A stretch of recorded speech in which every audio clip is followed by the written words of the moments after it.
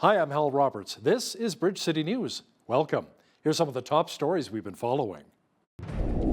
Today is 9/11, and a special event honoring our fallen heroes took place in Lethbridge.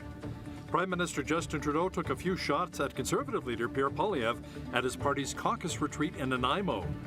And we hear from Alberta's Agriculture Minister on how damaging Chinese tariffs would be to the Canadian canola industry. Your nation, your province, your southern Alberta. From the heart of Lethbridge, it's Bridge City News with Hal Roberts. Thanks so much for joining us.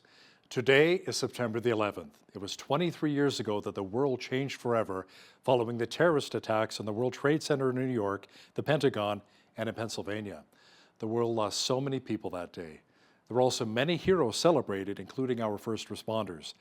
A very special event was held in Lethbridge to celebrate our fallen heroes. BCN's Heidi Echevarria was there to capture it all.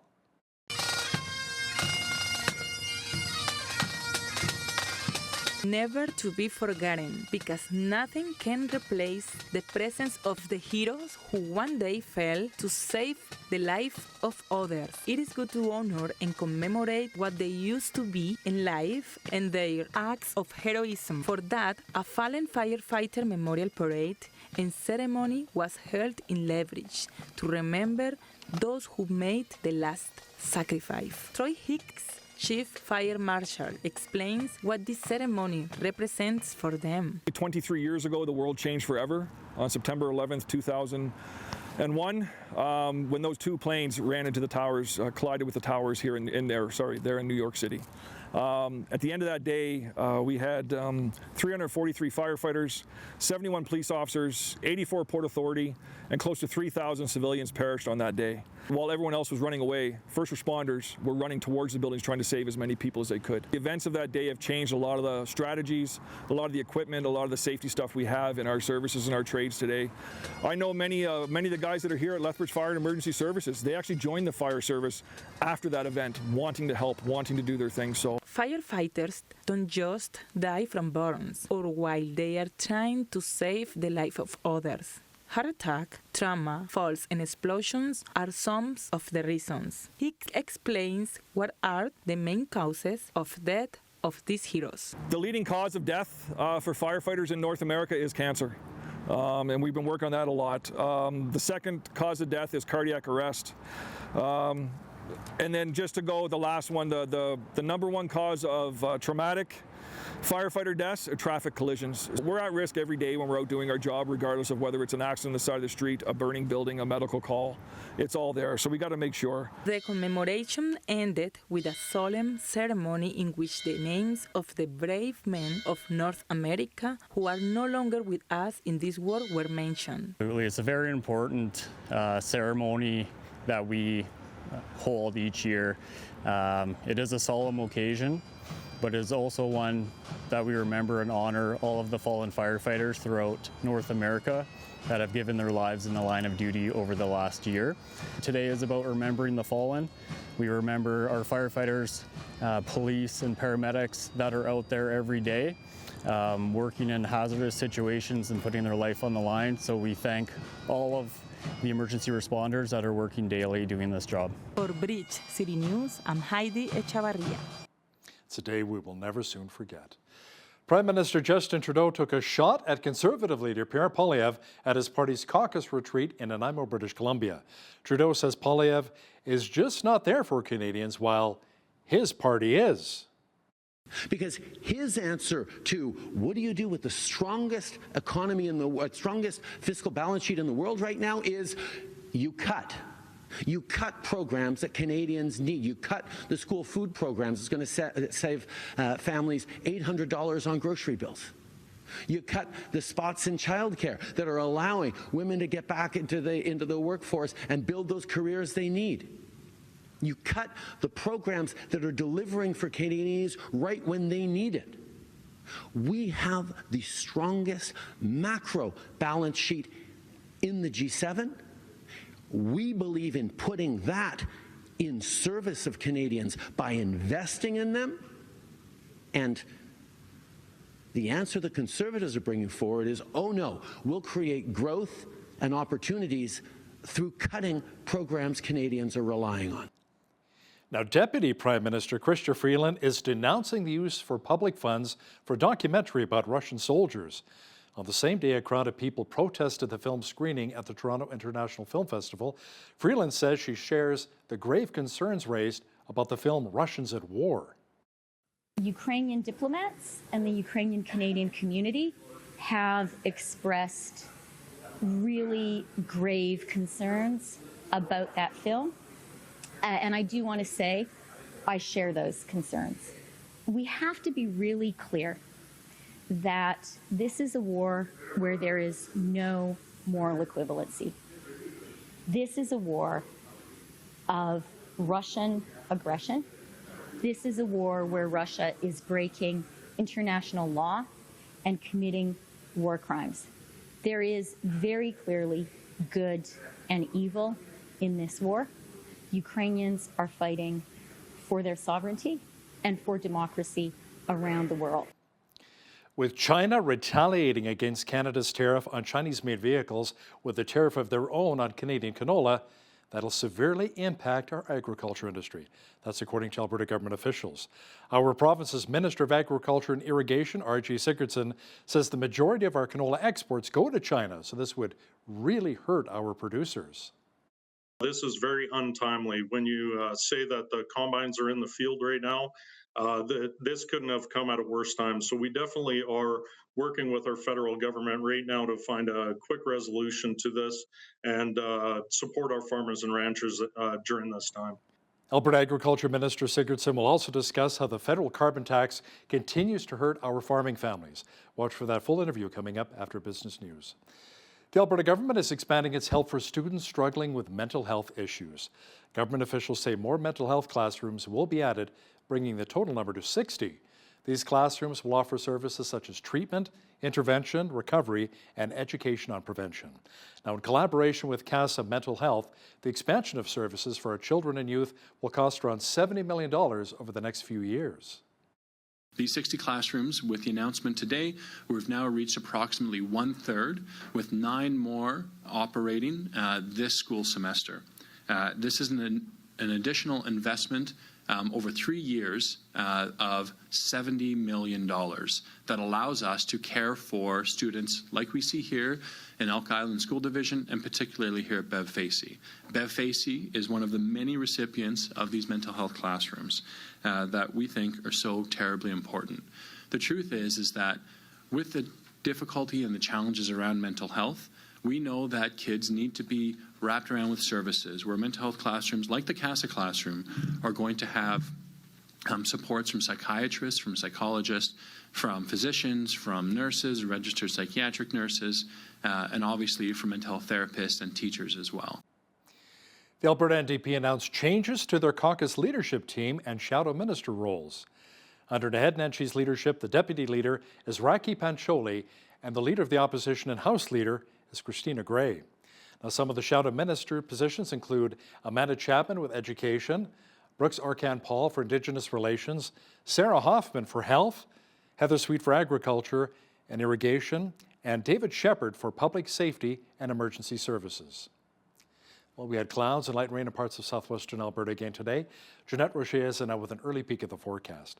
Jeanette, the rain clouds should be sticking around for what, a few more days? Yes, and in fact, they're going to get a lot more intense. Now, today we had that 60% chance of showers, that risk of the thunderstorms this afternoon, high of only 18 degrees. Well, after that, tonight, we are going to see that get more intense. We're going to see an outright downpour. So by about midnight and beyond, we're seeing 5 to 10 millimeters of rain falling. As we get into Thursday, we can add another 10 to 20 millimeters more. 14 degrees for the daytime high, and then again on Friday, seeing periods of rain. Also, temperatures in the low teens there. But if you are a weekend warrior, like I am, then I have some good news for the weekend, but you'll have to wait till later in the show when I come back and give you that full 7-day forecast. Great, thanks so much, Jeanette. Donald Trump and Kamala Harris each made their cases to American voters during the Tuesday night debate in Philadelphia. CP's Washington correspondent Kelly Malone says the debate saw each candidate lay out different visions for the future of the United States. Let's talk about what Donald Trump left us. Kamala Harris pushed forcefully against Donald Trump on his record while also prodding at the former president's crowd sizes in 2020 loss. Trump, meanwhile, accused Harris of stepping back on her positions on things like fracking. It was a stark contrast to the first presidential debate in June, where Trump easily dominated an uneasy performance by Biden. The race to the White House remains razor thin, but Selena Temple, who attended a Democrat-organized watch party, says Harris came out on top. He looked presidential. Kelly Malone, The Canadian Press, Philadelphia. U.S. President Joe Biden shocked the world on Wednesday when he put on a Trump 2024 hat. The White House says Biden wore the hat to show bipartisan unity. Biden, Trump, and Harris all attended multiple 9/11 commemoration ceremonies on Wednesday, a day following the debate. While chatting with firefighters in Pennsylvania, Biden was briefly seen wearing a Trump hat there as well. Well, the security situation inside of Judea and Samaria is getting worse as the Israel Defense Forces continue to combat and monitor terrorist activity. As TBN Israel's Yair Pinto explains now, Hamas terrorists are also set up a command center inside of a humanitarian safe zone.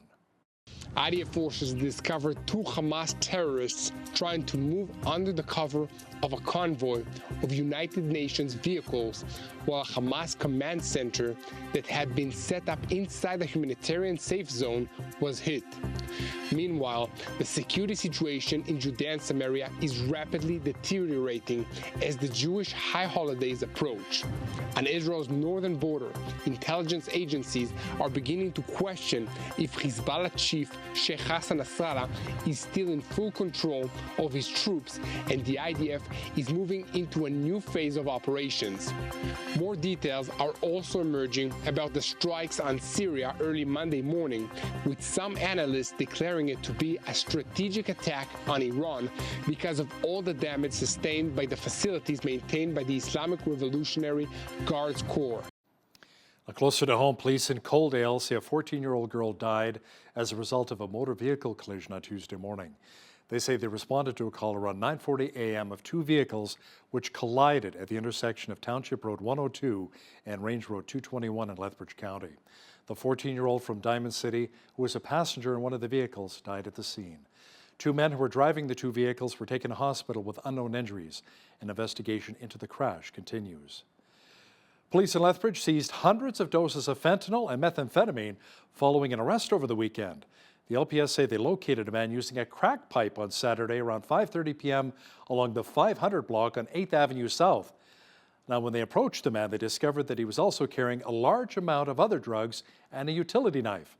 Tasmain Terrence Jr. Golddagger of Lethbridge faces various charges, including 2 counts of possession for the purpose of trafficking. He is currently in custody, awaiting a bail hearing. The Father Leonard Van Tighem School here in Lethbridge hosted their annual Terry Fox Run Wednesday morning, raising awareness in cancer research. The run saw staff and students from pre-kindergarten to grade 9 take in one of the nation's most meaningful traditions. BCN's Landon Hickok has that story. Set, go! On a brisk Wednesday morning, students and staff at the Father Leonard Van Tighem School in Lethbridge strapped on their runners as they ran around the school grounds in commemoration of Terry Fox. Sunday, September 15th will be marked as Terry Fox Day this year, with runs throughout the nation this week taking part in spreading awareness and raising donations for cancer research. It's basically inspire the kids, bring attention to cancer research and Terry Fox Foundation, and really celebrate Terry Fox. He's just an amazing Canadian and super inspirational to all the students that we have here today. In 1980, 20-year-old Terry Fox began his marathon of hope after having one leg amputated due to his cancer diagnosis. He traveled 5,373 kilometers over 143 days from St. John's, Newfoundland to Thunder Bay, Ontario, where he was forced to stop after his cancer spread to his lungs. He passed away in June 1981. Ever since then, over $900 million have been donated to cancer research and the Terry Fox Foundation, and schools across Canada honor his achievements with their own annually held runs. With him, when I first heard his story, he inspired me to do running sports, and he's just very empowering, and he helps people with learning and saying they can do whatever, even if they have a disability. For students ranging from grade 6 to 9, the run doubles as a run for cancer awareness and also serves as qualifiers for junior high cross country. We kind of put ours in line with our cross-country cities for junior high schools and middle schools. So because cities is next week on September 18th, we also use this run as a qualifying race for our grade 6 to 9s to qualify to go run at cities. And students can also pitch in donations of their own. This year we did loonies and toonies for Terry, and the kids just, as they enter the gym, they just put their donations in the bucket, and then we tally up the bucket at the end of the day and make a donation to Terry Fox Foundation. It means a lot to me because I lost my grandmother to cancer, so I like running. I wasn't going to do competitive, but then I'm like, well, since my grandma passed, I'm going to do it for her and make sure she knows I'm still with her, so I know she's still with me. For Bridge City News, I'm Landon Hickok. So great to see, but it's hard to believe the Marathon of Hope was more than 40 years ago. Wow. You know, many communities are using e-bikes these days. They're a great way to get around and don't emit any emissions. Now, the folks with the Green Acres Foundation are launching a new e-bike for the residents of their Coaldale senior living communities. Terry Dennis is the Housing Services Manager at the Green Acres Foundation, and he joins us now via Zoom. Now, Terry, how excited are your residents on hopping aboard this e-bike? I think it's a fantastic opportunity for our residents in Coaldale that live with us at Sunny South Lodge, Sunny South Manor, and Sunny South Villa, because many of them don't have the opportunity to just go out and enjoy the sunshine. And this gives us an opportunity to take them on a safe, great trip that they can enjoy. It's a good-looking e-bike. Okay, Terry, you have an e-bike that your residents can share. Any potential of also getting a scooter? I mean, they're too a lot of fun. Well, scooters, they can actually be a little bit dangerous if not driven properly. So this one, a staff member can take them. They've been trained. They know exactly what they're doing. And there's, no harm for the resident. All right, thanks so much for your time today, Terry. That was Terry Dennis, Housing Services Manager at the Green Acres Foundation. How many times do we say, I'm too busy in our lives? Now, in order to grow in our spiritual relationship and journey with God, many would say that we must prioritize and delete some things in our schedules. J. Otis Ledbetter is the author of the book, In the Secret Place. He compares the files and downloads that can clog up our computers to the busyness of life, which can clog up our ability to focus on the most important relationship of all, the one with God. I'm on this computer, and inside this computer are all of the files that I've visited, all the places I've visited, everything. And what will happen is if I don't pay attention to it, it will slow down. It will cause this computer not to work the way it ought to work, and I can't get to it quickly as I want to get to it. You know, we're frustrated. We want seconds. And it's called computer litter. I think just that everyday living, how just everyday living brings along so much litter. And it may not even be bad, of the bad things we do. It's just the busyness of life, and it begins to clutter our lives, and then God is put to the side. Make sure you catch the full interview with J. Otis Ledbetter, author of In the Secret Place, and BCN's Naveen Day coming up later in our broadcast. Well, we enjoyed clouds with light showers today in Lethbridge, and that trend should continue for the rest of this week. A full look at the weather picture is coming up.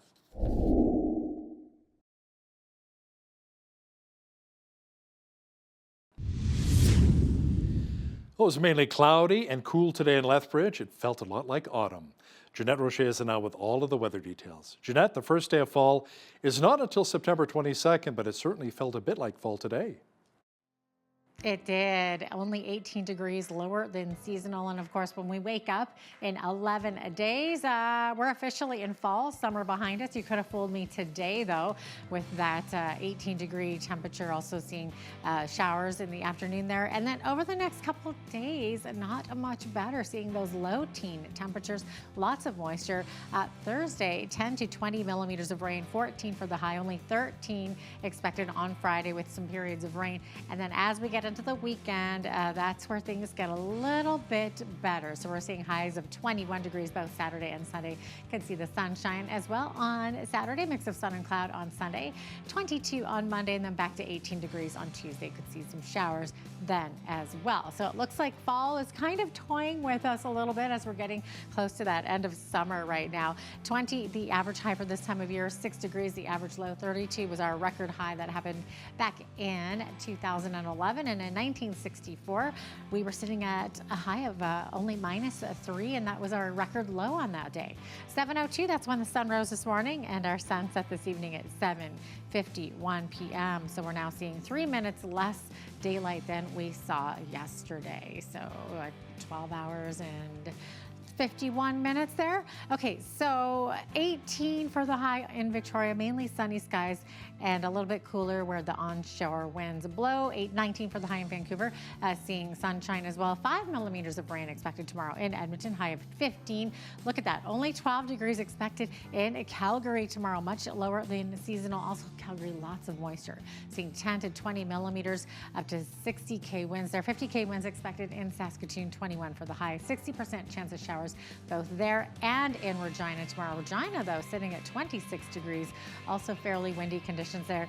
Beautiful, 29 degrees in Winnipeg, lots of sunshine there. It's still summer in Winnipeg.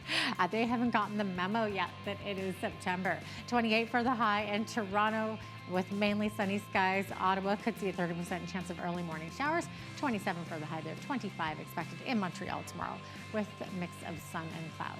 Mainly sunny conditions on the East Coast tomorrow. Also with a fog developing overnight, dissipating in the morning for most of these cities here. Fredericton sitting at 25 tomorrow, 24 for the high in Halifax, 23 in Charlottetown, and 19 degrees expected tomorrow in St. John's. So there you have it. That is your forecast. The U.S. Consumer Financial Protection Bureau is fining TD Bank Group for constantly sharing inaccurate and negative information about its customers with consumer reporting companies. The $28 million fine is the latest reprimand of the bank by regulators. TD has been ordered to pay tens of thousands of victims for what the Bureau says were illegal actions. The bank is already facing scrutiny over its anti-money laundering program, where it will pay more than $3 billion in monetary penalties to resolve the issue. The regulator says TD often shared information with errors, potentially tarnishing credit reports, screening reports for tenants and employees, along with other background checks. Dollarama saw profits jump in its second quarter. The company recorded a 7.4% increase compared to 2023. The Canadian discounter earned $285.9 million through its second quarter, or $1.02 per diluted share. That's up from 86 cents per diluted share last year. Sales came in at $1.56 billion for the quarter. Dollarama officials say the company generated strong results across the board as its comparable store sales continue to normalize. Well, it appears as though space tourism may be expanding. Tech billionaire Jared Isaacman is slated to pop the hatch of his orbiting SpaceX capsule and offer space trips and spacewalking.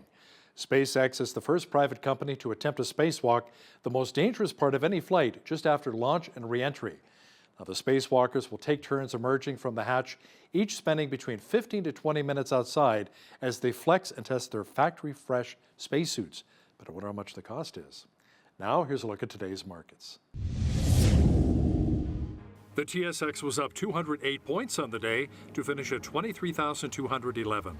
The Dow was up 124 points to 40,861. The S&P 500 was up 58 on the day to 5554, and the Nasdaq was up 369 points to 17,395. West Texas Intermediate Oil was up $1.57 to $67.32 US per barrel. Natural gas was up 6 cents to $2.28 US.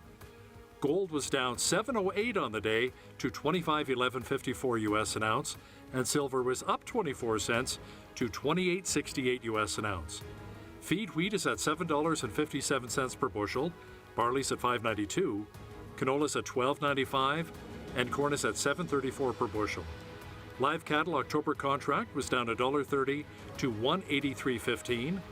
Feeder cattle were up $2.08 to $240.55, and lean hogs October contract was up 90 cents to $87.33. The Canadian dollar was up slightly over the past 24 hours to 73.70 US.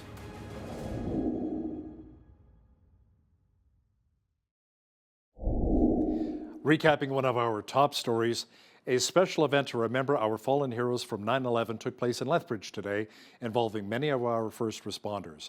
The September 11th attacks by al-Qaeda were the deadliest terror attacks in human history, with around 3,000 people losing their lives, not including first responders. That's more than the just over 2,400 lives lost when the Japanese attacked Pearl Harbor on December the 7th, 1941. Coming up, an exclusive one-on-one interview with Alberta's Agriculture and Irrigation Minister, R.J. Sigurdsson, who discusses his concerns he not only has with the federal carbon tax, but also with recently announced Chinese tariffs on Canadian canola.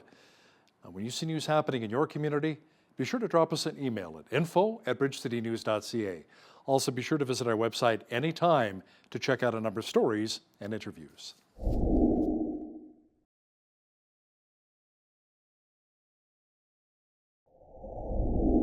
You know, many would agree that our agriculture sector is the bread and butter of our economy. We rely so heavily on our farmers and producers. But where's the industry at? How healthy is it right now, especially in Alberta, and where are we headed? We're joined today by R.J. Sigurdsson, Alberta Minister of Agriculture and Irrigation, to talk a bit about the shape of our agriculture industry here in the province. Minister Sigurdsson joins us now from Edmonton. R.J., thanks for joining us today. Absolutely. Great to be here, Hal. It's a great day to have a conversation about agriculture, such an important industry to Alberta and all of Canada. Amen to that. Now, we're seeing the combines in the fields these days. What's the harvest looking like here in southern Alberta and the rest of the province? Well, we definitely were a bit concerned at the springtime this year. We had some strained years over the past 3 years, but we definitely saw rainfalls in the spring. Unfortunately, we didn't see some of the rain in July that would have been necessary to really push our agricultural industry to a what I would call a bumper year. But we're seeing average across the province right now. We're still waiting on a lot of the reports to come in, but definitely that spring rain that we saw this year definitely replenished the soil after 3 years of drought conditions. So it improved dramatically this year. So in your opinion, what crops kind of suffered a bit this season? Well, we definitely, due to the fact that we didn't get some of the midterm rains in July, we definitely are seeing some of the strain in our wheat, definitely some strain in the barley. It just didn't get that rain in the mid-year that you would like to generally see that is going to improve the conditions. Now, China has been discussing putting tariffs on Canadian canola in retaliation to the federal government putting a 100% tariff on Chinese-made EVs. So, RJ, how much would this really hurt our producers? I mean, I read close to 70% of our canola exports go to China? Yeah, 70% of our canola exports do go to China. So definitely this is a major concern for our farmers.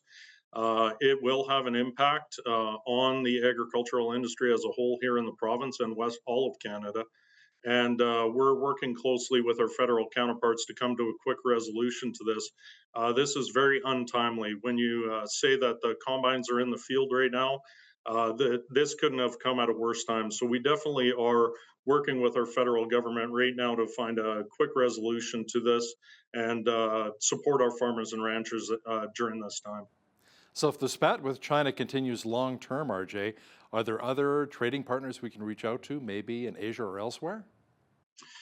Well, this has been a focus of our provincial government is to take a look at the opportunities of diversifying our global trade markets. And that's why one of my first trips was over to Asia to have conversations about additional pathways and strengthening the food security for those countries that have been solid trading partners with Alberta, and also looking at opportunities all across the globe, which is going to continue to strengthen agriculture here in the province.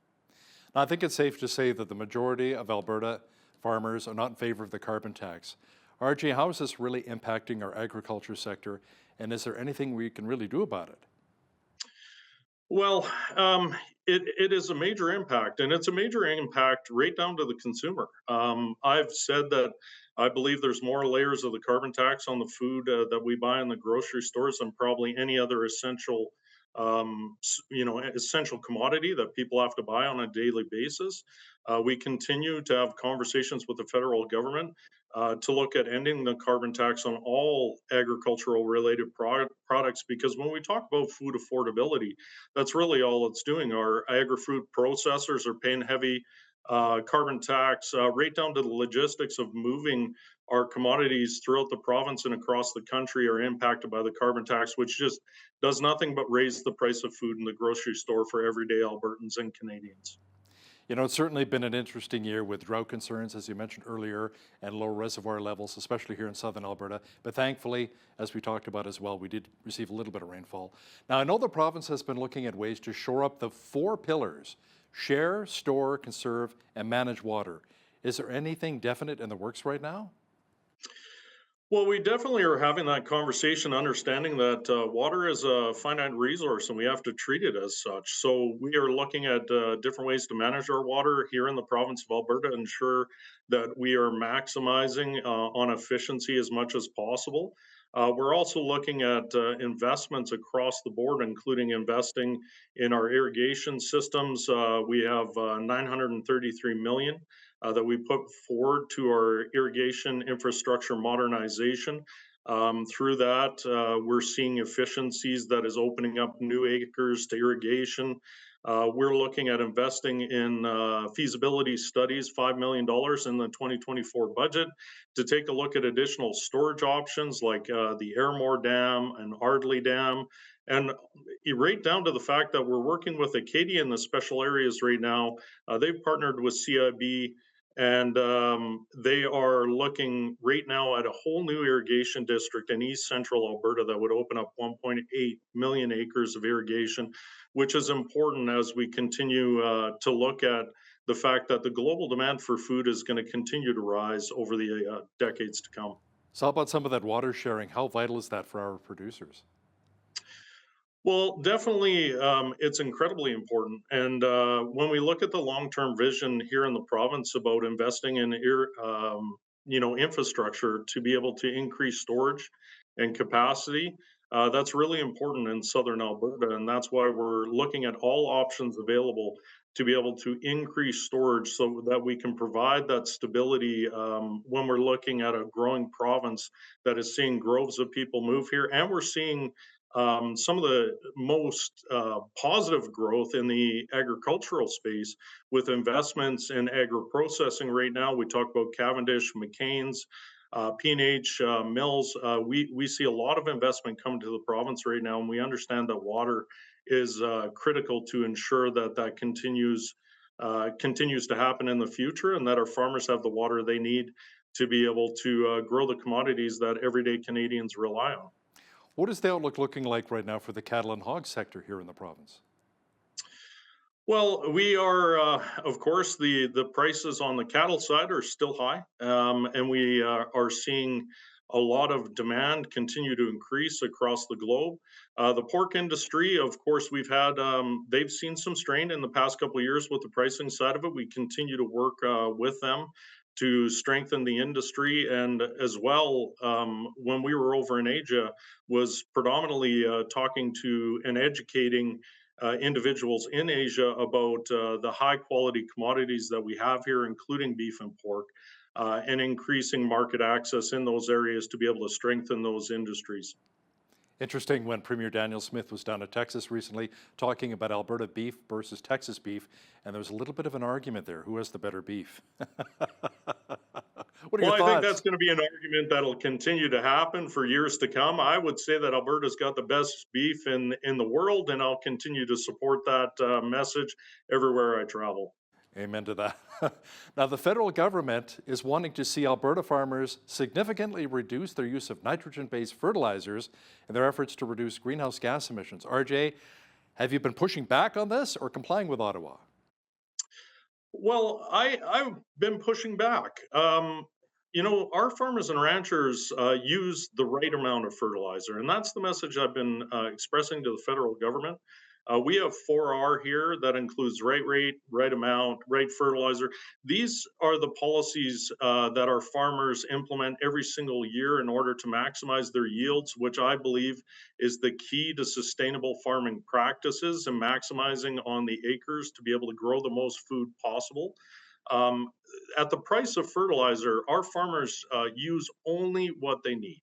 And that's to be able to make sure that they have a maximum opportunity every year to have the greatest yield possible.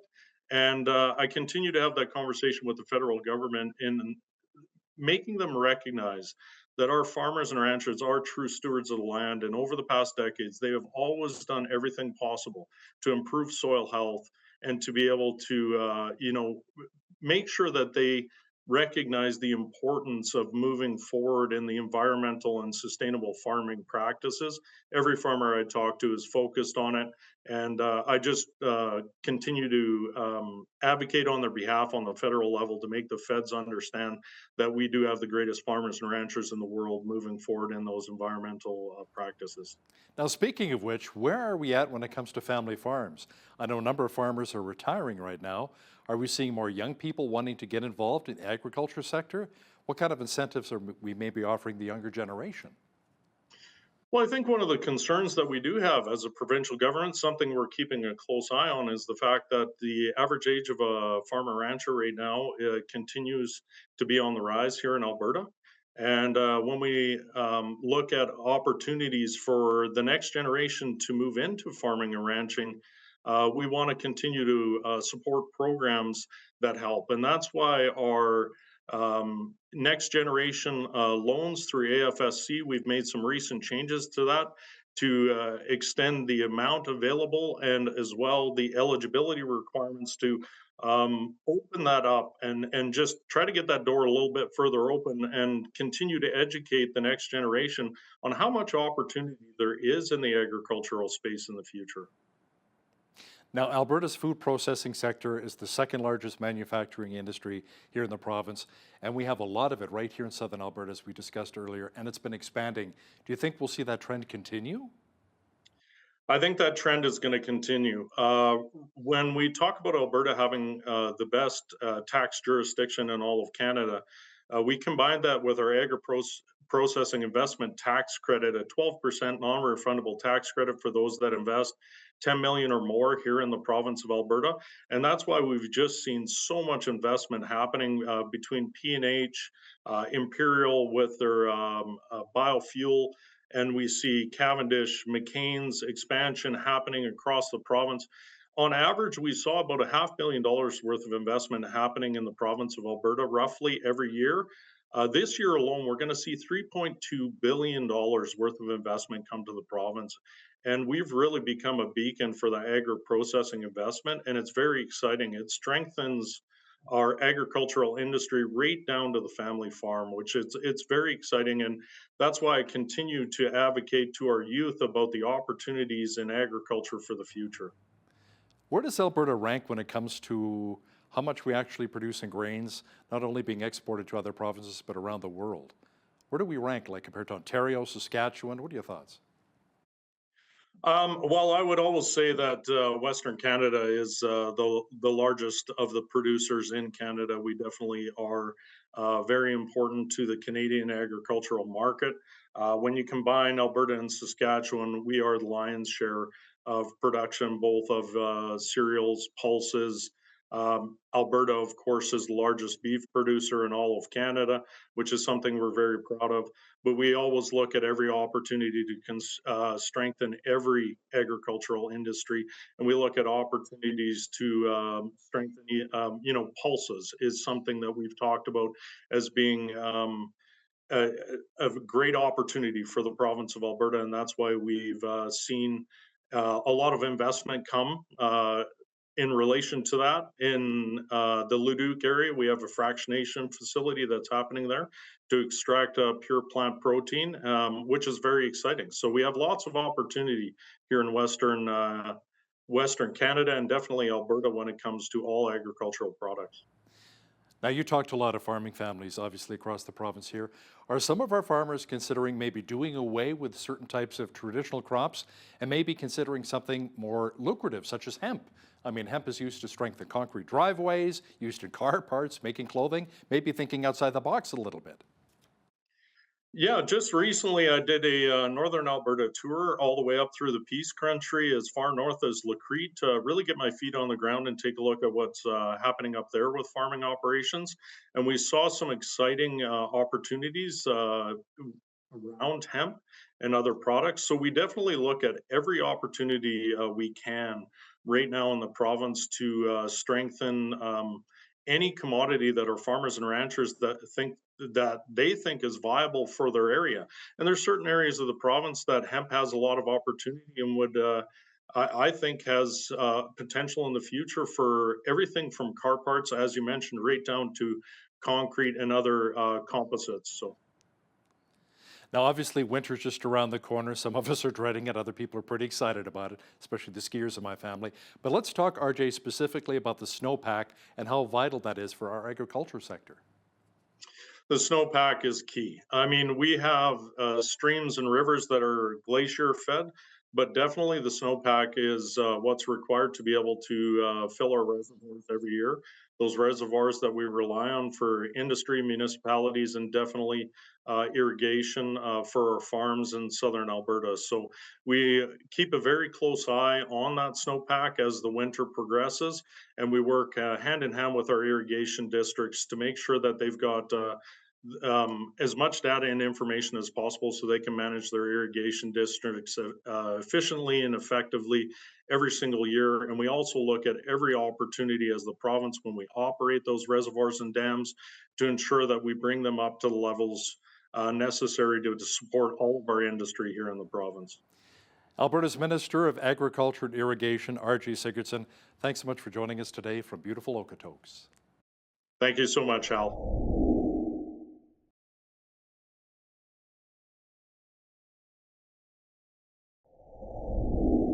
As Christians, probably most of us would agree that God created us to have a relationship with Him and with fellow human beings.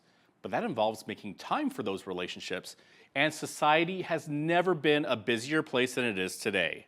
There are so many things that take up our time, whether it's family, friends, our social lives, or work. So how can we get alone with God?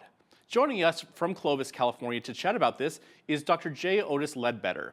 He is a conference speaker and the lead pastor at Sunrise Church and the author of In the Secret Place. Otis, great to have you with us. Thanks for having me. I appreciate it. Great to have you on. And this is such a very important topic because we can just let our lives just take us away and distract us from so many things. So, Otis, how busy are we these days? Like, do most of us actually spend enough time with God and with our family and friends? No, I don't think we do. And all of my conversations with everybody I talk to tell me I need to find more time. I want to find more time. We really want to, but our intentions, well, real life gets in the way of our intentions and we don't do it.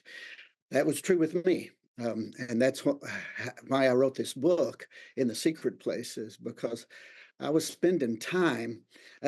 Actually, I was very young.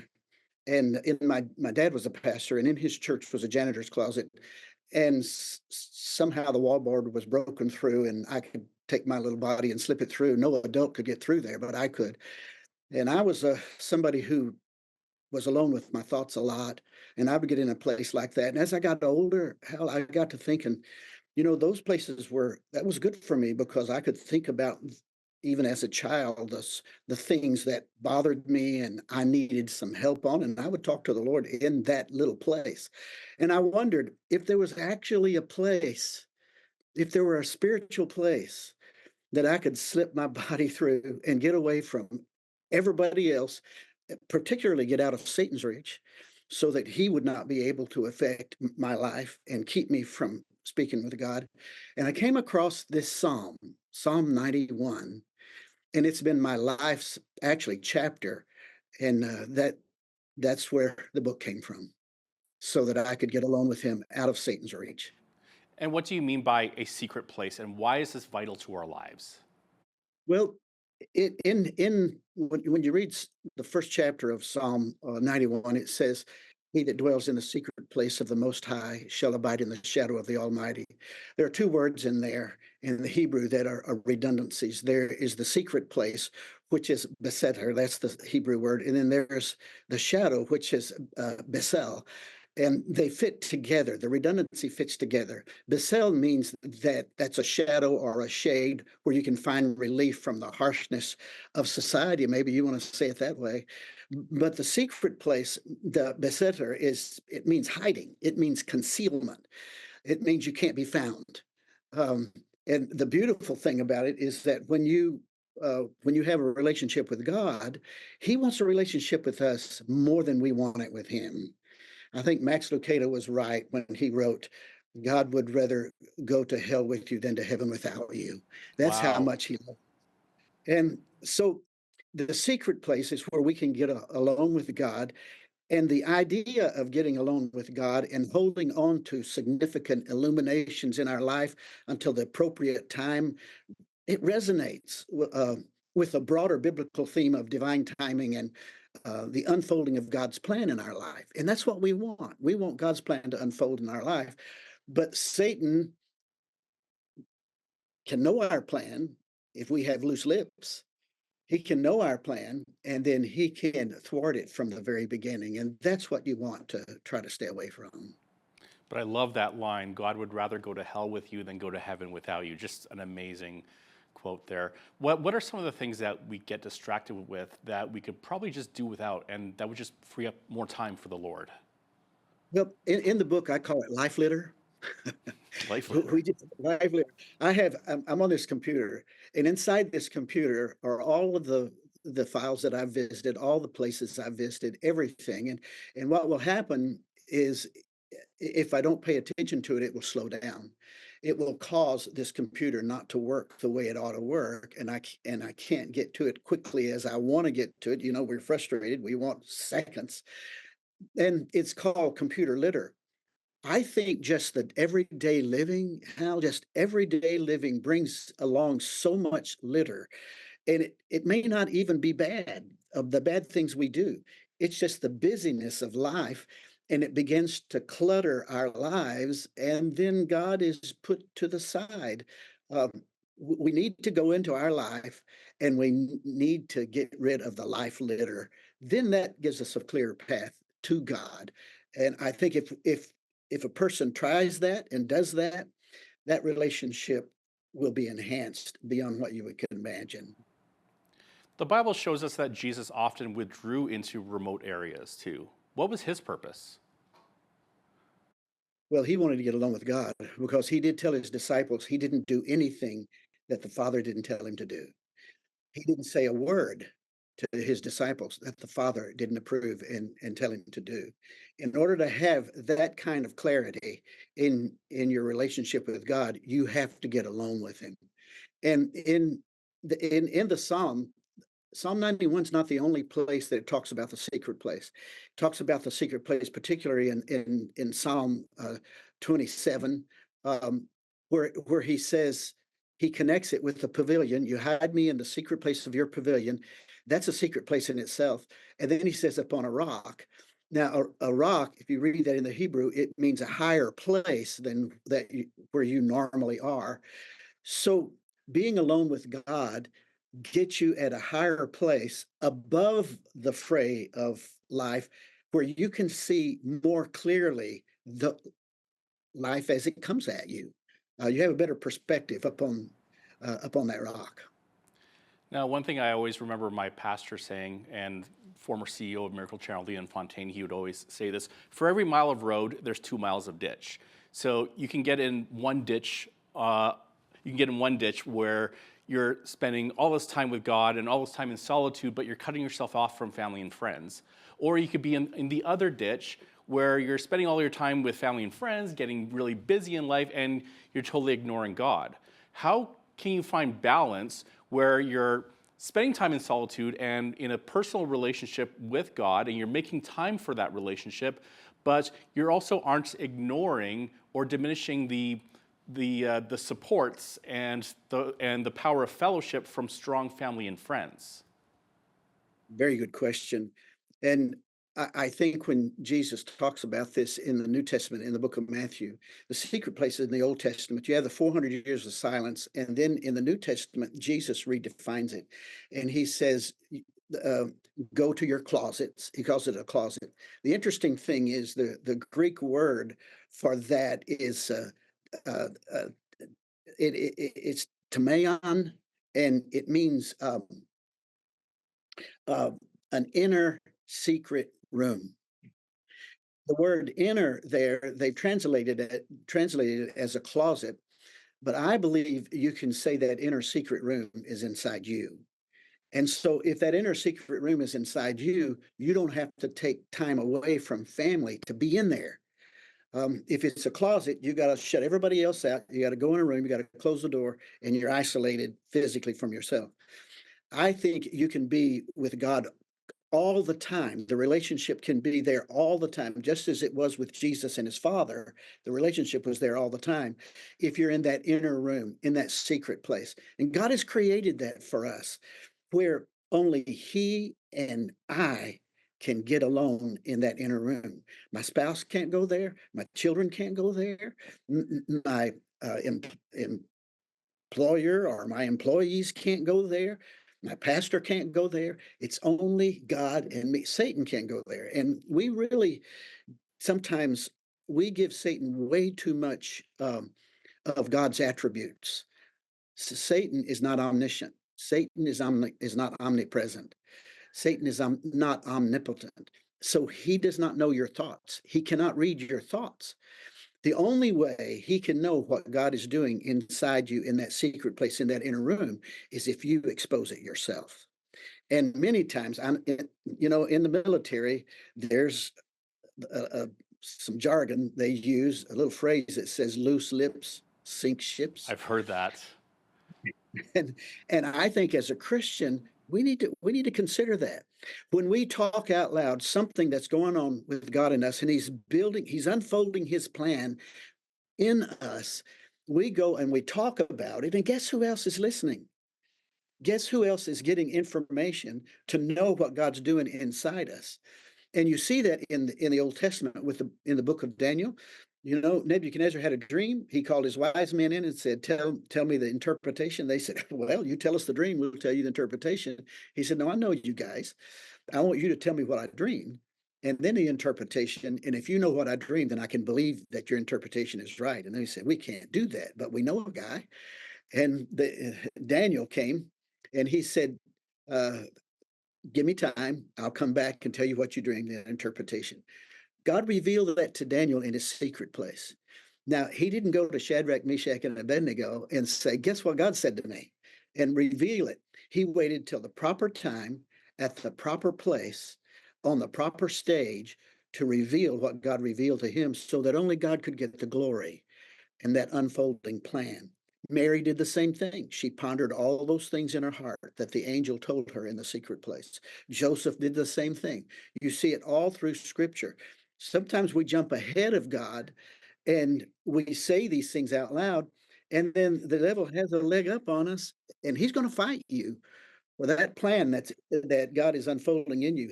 He will fight you. You need to be in the secret place. You need to do business there until that embryo becomes something that can withstand those fiery darts of the devil. And you say that God makes his will clearer to us when we commune with him, but this doesn't necessarily make it easier. What do you mean by that? Oh, no, it doesn't make it easier. I think it's always a human condition to doubt ourselves. And when God speaks to us, we have those, I have those doubts.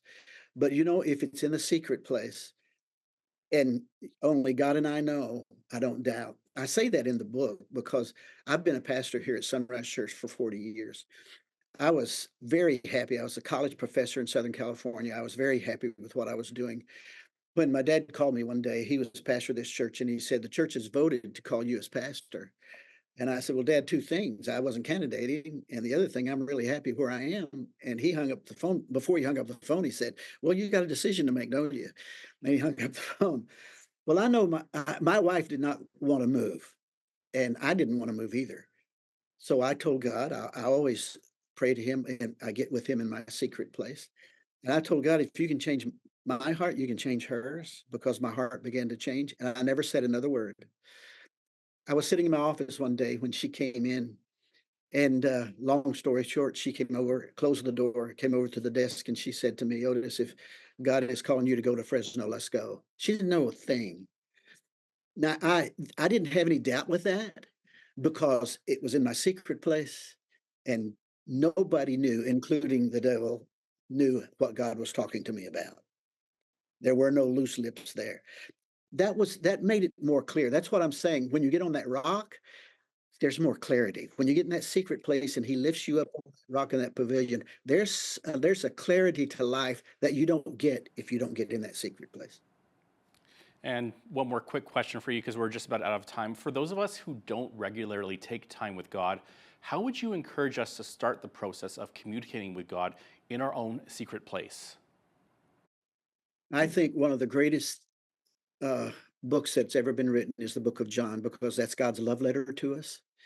And I think you want to spend time with anybody that loves you and you love them. I want to spend time with my wife. I want to spend time with my children, because I love them. They love me. And I make time for that purposefully. The job doesn't get in the way. Nothing else gets in the way. When we know what kind of love God has for us, like Max Lucado said, he'd rather go to hell with us than to heaven without us. That's how much he loves us. That ought to motivate us to want to spend some time with someone who cares that much about us, because obviously he's got more for us, for his kingdom, than we even imagine or think. Dr. J. Otis Ledbetter is the author of In the Secret Place. Otis, thank you so much for being with us today.